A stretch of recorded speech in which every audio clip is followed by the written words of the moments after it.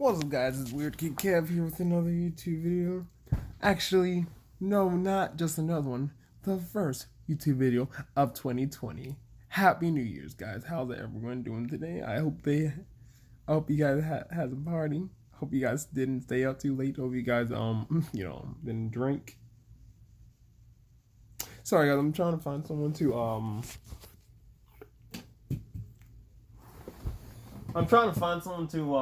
collab with me for a very special video.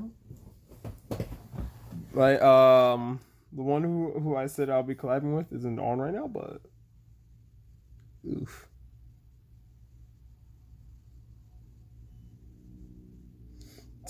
So I'm all right. Sorry.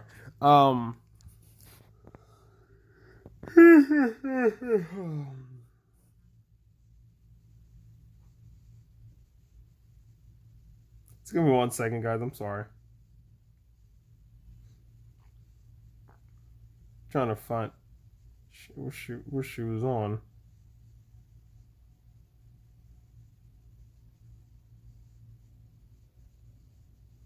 I really wish she was on.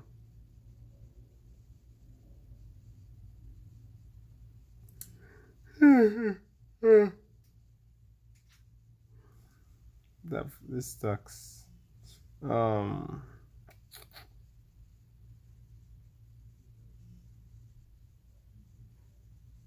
well. Alright, anyways,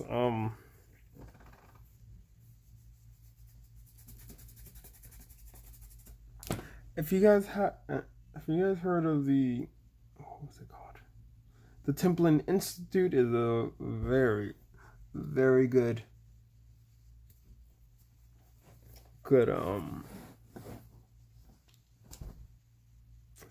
what you call it?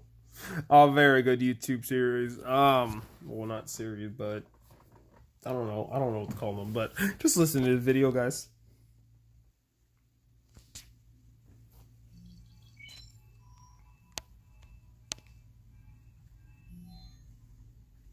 There are plenty of examples from across alternate world.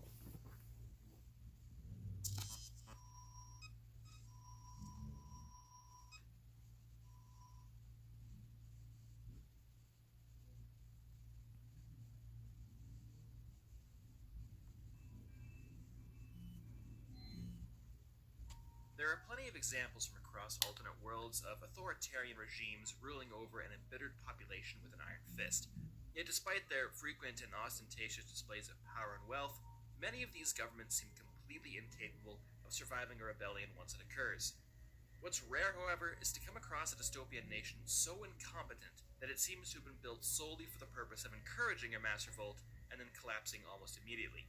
A state designed to fail culturally, ideologically, and economically. There is no better example of this than the nation of Panem. Founded in the ruins of a post-apocalyptic North America, Panem is comprised of 12 districts, each specializing in a specific industry. These districts are bound to the capital, Panem's largest city, and home to the nation's central seat of government. After a previous rebellion against the capital failed, every year each district offers one boy and one girl to serve as tributes in a gladiatorial contest, serving as a reminder that the districts exist at the capital's mercy. Can you see the problems here already? Let's break it down. I think the biggest weakness Panem suffers from is its fantastically inefficient district system. There's a few different sources on where these districts are located in North America, but they all portray them as sizable regions. Now, before they talk, I'm gonna try to do this in my own words, but look at this stuff, guys. You got New York with my hold on. But there's mine, but each are centralized products, which means one does mining and only mining, one has agriculture and only agriculture, and that is bad. Now the Templin Institute will tell you why it's bad. Rivaling or surpassing the largest modern U.S. states. The problem here is that each district is based around a single industry. District 7, like for example, makes lumber. District 11 is in charge of agriculture. You get the idea. While this level of specialization can work in smaller instances, there are, after all, mining towns, college towns, and others. To administer District a large 13? section of a continent along these lines is unrealistic. and ignores the natural distribution of resources in favor of And artificially difficult. imposed boundaries. Just as an example, let's look at California. In our world, it's one of the most economically powerful regions on Earth, with a GDP. Sorry, guys, I'm itching very bad. I'm itching very bad. Greater than all but 3 other countries.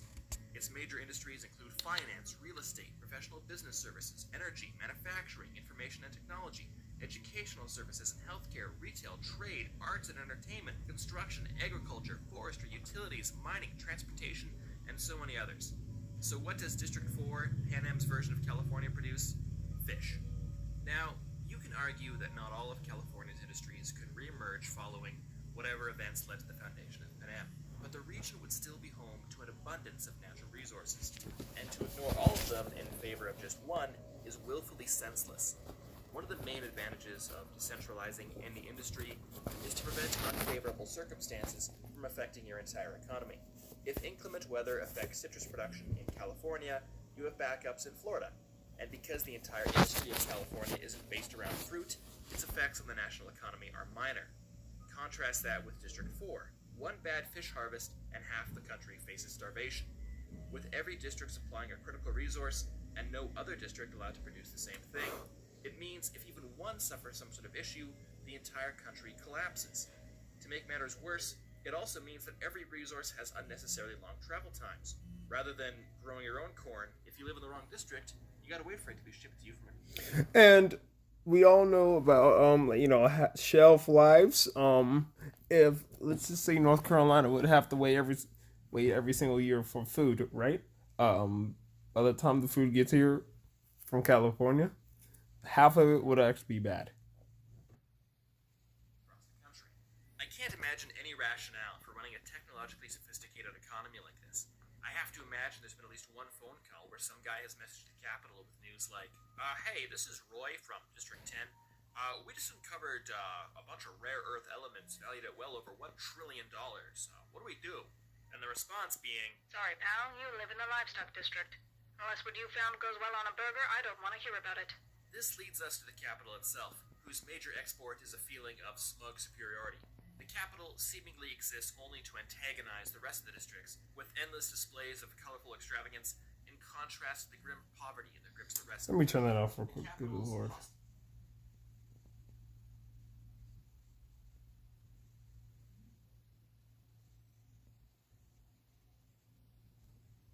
The fuck?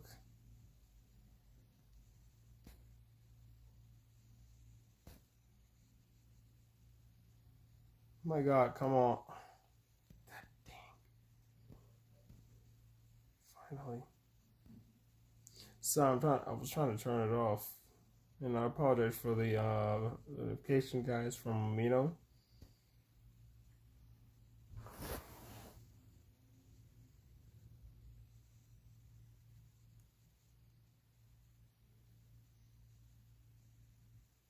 to fight one another in a battle to the death. This serves as a form of entertainment for the Capitol and a reminder to the remainder of the districts never to rebel again. Smug superiority. The Capitol seemingly exists only to antagonize the rest of the districts, with endless displays of colorful extravagance in contrast to the grim poverty that grips the rest of the country. The Capitol's hostile relationship to the rest of Pan Am is epitomized in the Hunger Games. In this competition, a boy and girl from each district are forced to fight one another in a battle to the death. This serves as a form of entertainment for the Capitol and a reminder to the remainder of the districts never to rebel again. Although exactly how it serves as a reminder of the Capitol's superiority is beyond me, because if anything, it just seems to be daring the rest of the districts to rebel again. Something like this might be effective at unifying a nation if each district had some sort of professional Hunger Games team and there is an even playing field. But in Pan Am, only some districts seem to do this. Where exactly is the sport in watching some guy who's been training for this all his life kill some poor soul selected by lottery? Who is watching the Hunger Games and saying to themselves, well, I really hate the Capitol, but I gotta hand it to them. They did an excellent job of murdering that 12-year-old. A competition like this only fosters hatred and resentment instead of unity and patriotism. Naturally, when the second rebellion finally arrives, the Capitol is completely helpless to stop it. They destroyed District 12 in retaliation, crippling their own energy supply in the process, by the way, and then placed most of their military forces in an underground fortress. This fortress seems to have been cunningly designed to be unable to withstand a siege, however, and as soon as the rebels collapse the entryways, it immediately runs out of food and supplies. When the capital itself is invaded, the defenders rely on a bunch of weird, indiscriminate traps and genetically modified creatures that just seem to love running into bullets. Just use guns and tanks and artillery. Why is everyone trying to reinvent the wheel here? I could go on about just how incompetent Panem is, but what really gets me is how its president is always so complacent and confident about his wildly terrible plans. Everything he attempts ends in complete failure, but he is just too busy making toasts with his cadre of upper-class idiots to even notice. He remains completely oblivious to his own failures and acts like everything is proceeding entirely to some brilliant strategy known only to him. Panem's inevitable swift defeat isn't the result of maintaining the worst economic system ever designed and ignoring the realities of a civil war, but rather due to the clever manipulations of a master strategist whose brilliance was just too much for even his tremendous intellect to overcome. I'm sorry, sir, but you're just an idiot. Of course, all that is just my opinion, and even though my arguments are infallible, I'd like to hear your thoughts. Was Panem an example of administrative genius? Is turning California into a giant fish farm a great idea? What's the point of using a bow and arrow in a modern war? Let me know in the comments. And until next time, thanks for watching. The Templin Institute investigates alternate worlds and realities. If you've enjoyed this video and would like to directly support us, vote in polls to determine future topics, and receive some cool rewards, please consider pledging to our Patreon page.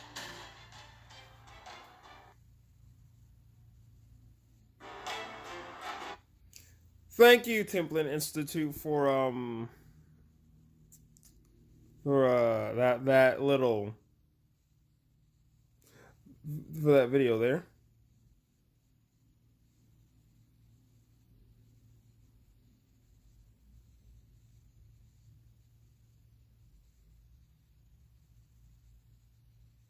Yeah, that was fun. Curator just showed me about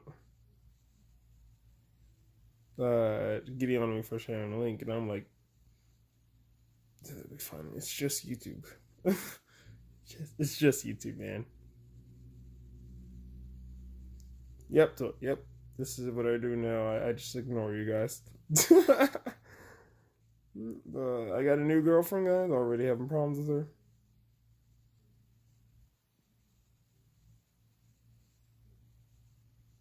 Already having problems with her. It's only been, sorry guys, I almost dropped my phone, and it's almost been like a month.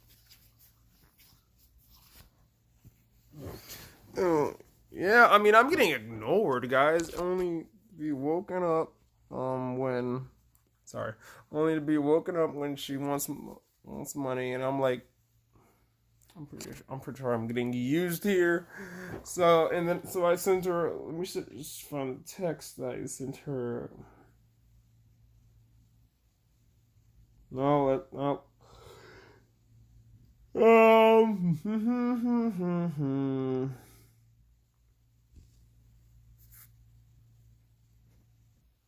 That was it, guys.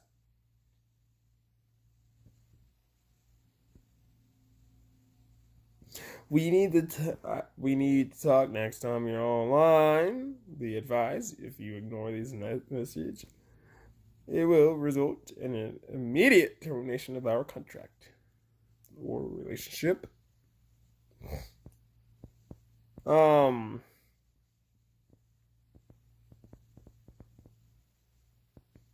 Yeah. So, showed it to a friend. Showed that message to a friend. They were like, "Oh shit." And I was like, "Indeed, my friend, indeed." Sorry, didn't mean to do that. Anyways, now the Templin Institute just told you why our life should not be like that. If America was like that, we'd all be in hell. Right now, we wouldn't be the power that we are. Because every year North Carolina would be like, hey, DC, we found some minerals. DC would be like, okay, And you're an act. You're not the mining. So I'm sorry, but you gotta leave the meat. And you're like, okay, that's fine.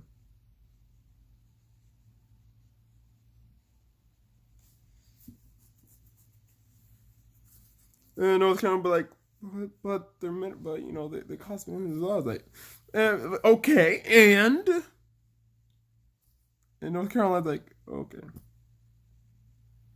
And then when there's rebellion, DC's like, oh look, a rebellion. Shoot. Oh look, the supreme leader just died. Oh wait, that's Star Wars. Oh look, the president just died. Oh, okay.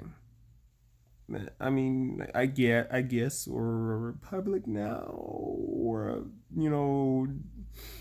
or whatever. I mean, Pan just really didn't care.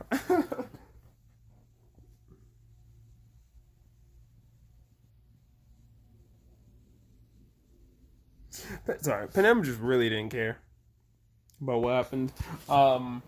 You try to say one thing, and they're like, "All right," and I don't give a crap.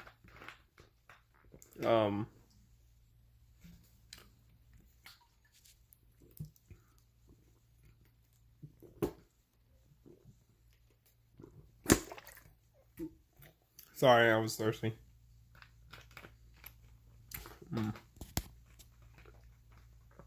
But if you think about, I mean, there are some advantages. I mean, that could be world peace. Yeah, I know. But still. If you think about it, we wouldn't really be fighting for wars, but at the same time we would be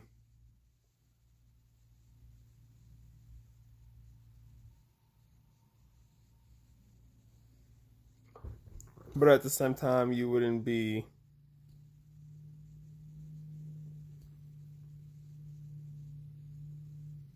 sorry guys, I'm like really tired.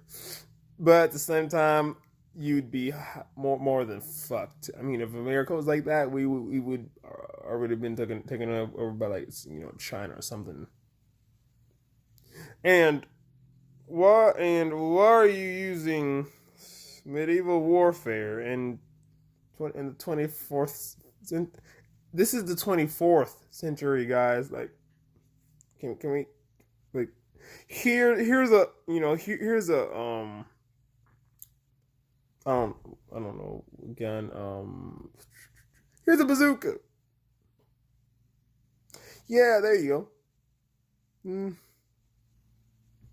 I mean, also I wanted to talk about Star Wars with a friend of mine, but it sucks because they nobody's seen the new Star Wars.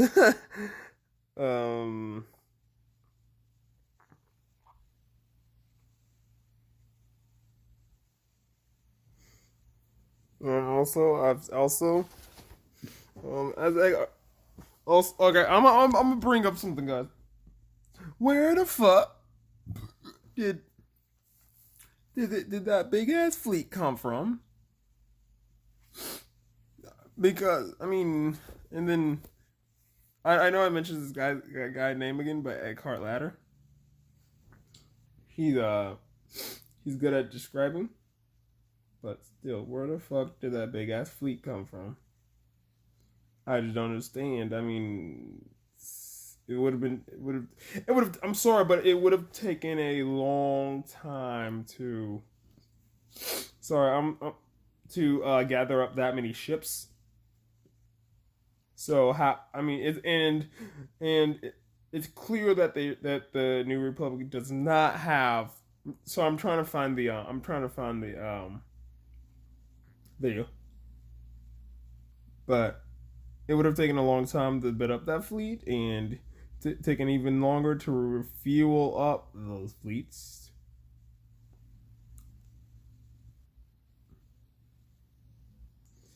find the man, and then you gotta bring everything up to what do you call up to up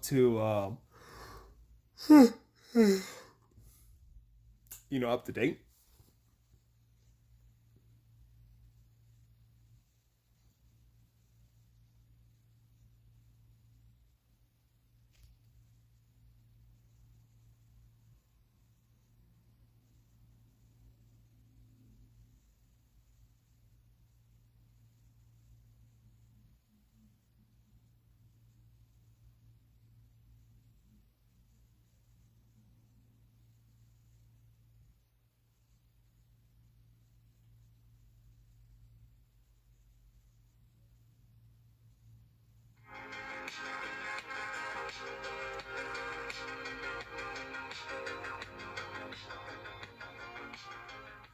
Hey guys, this is Eckhart's Letter here with another very quick Star Wars. There it is.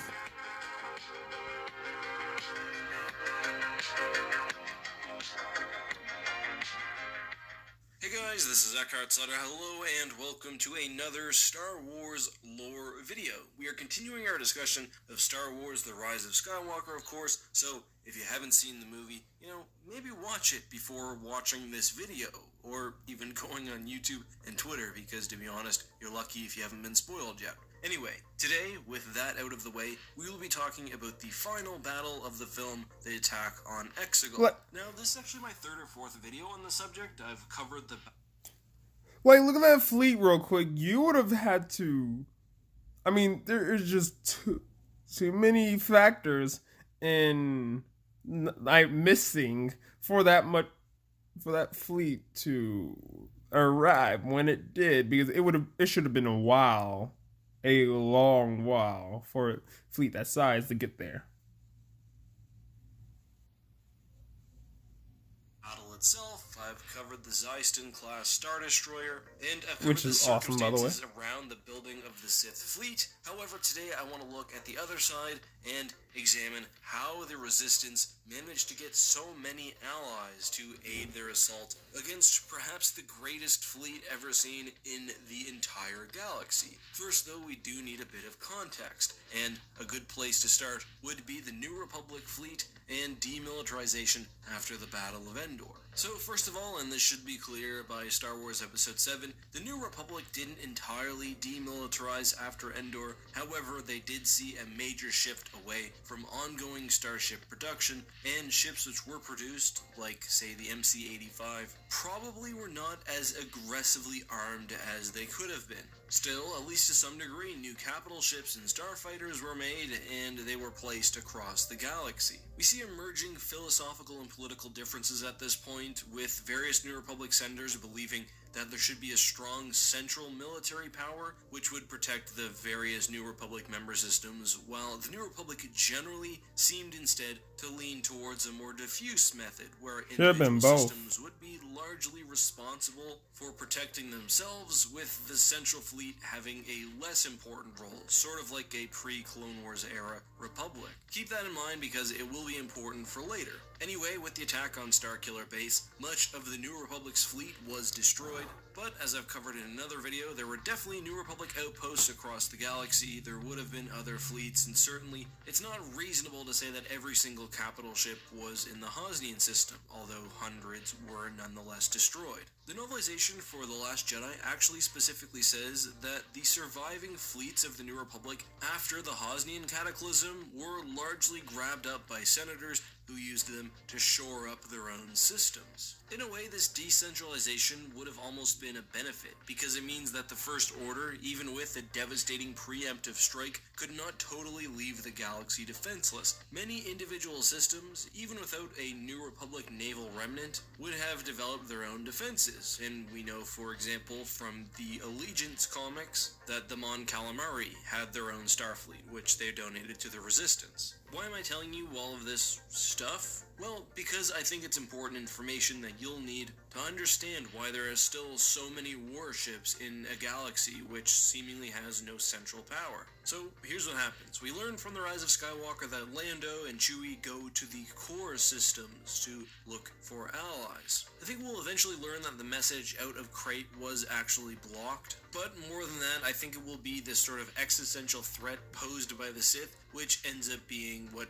explains why eventually, after over a year of invasion, the citizens of the galaxy join the Resistance in rising up against the Sith. So, when you look at the fleet, you'll see not only a mix of freighters and lots of smaller ships, but also large warships. There are several new Mon Calamari variants. We see some that are very similar to MC-75s. We see some that I and others think resemble the ships shown during the Hosnian Cataclysm in Episode 7. We see lots of ships used by the Resistance, including the MC-85, like the Radis and the various escort ships. And just generally, it's a mix, I think, of proper military warships, plus pirates and mercenaries and citizens and whoever else. As one of the Imperials says, it's not a navy, it's just people. Although it's clear that some worlds, like Corellia, did fall to the First Order, it makes sense that the core would still have a lot of the resources and the allies needed by the Resistance. These warships would have been the remnants of the New Republic Navy, which had been hoarded by senators. They would have been individual defense fleets, which had not yet been stomped out by the First Order. It was probably long-forgotten rebel cells, maybe some ex-Imperials. It would have been capital ships scavenged or managed by droids. Basically the fractured elements of the military that the First Order had broken but not yet fully eliminated. All of that combined gives us the massive fleet we see at the end of Episode 9.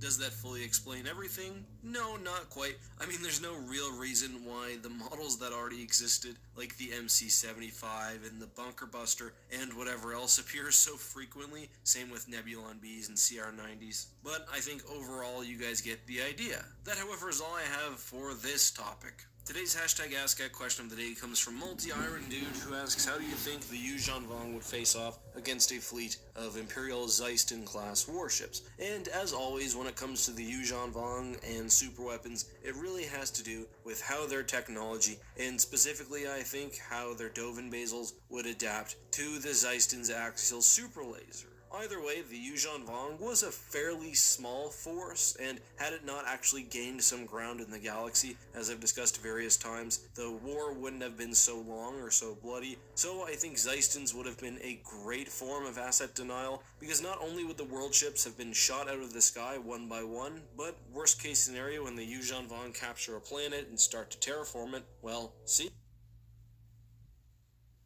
Calamari variants. We see some that are very similar to MC-75s. We see some that would face off against a fleet of Imperial Zeiston-class warships. Alright, that's enough. But you guys see what I'm saying, right? Well, he actually brought up more questions than normal, but he covered what I was really saying. I just don't understand any of it. There's that shouldn't have been possible in real life, but you know, it's just a movie. Whatever. A lot of questions still unanswered. You know, I don't know.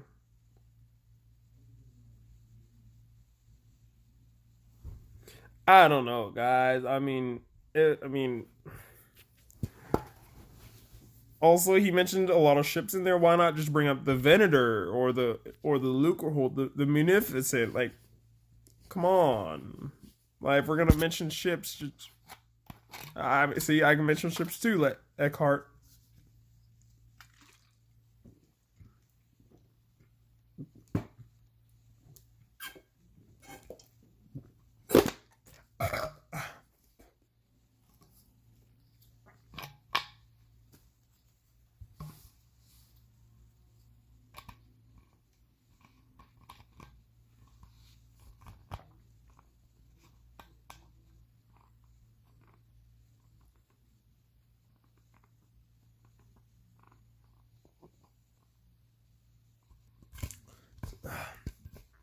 You know,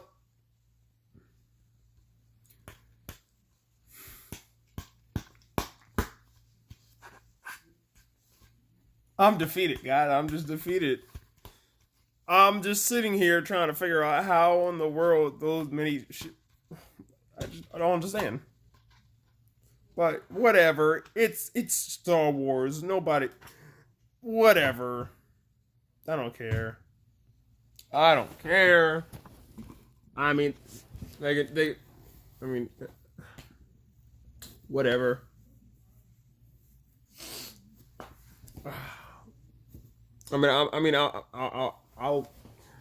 I'll talk to my friends. I'm gonna talk to some of my friends about this. Sorry, guys, just had to lay down. Talk to my friends about this. I'm gonna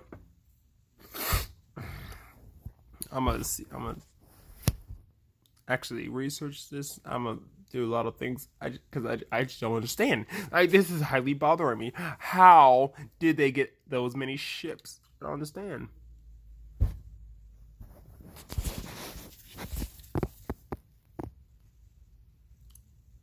I don't understand.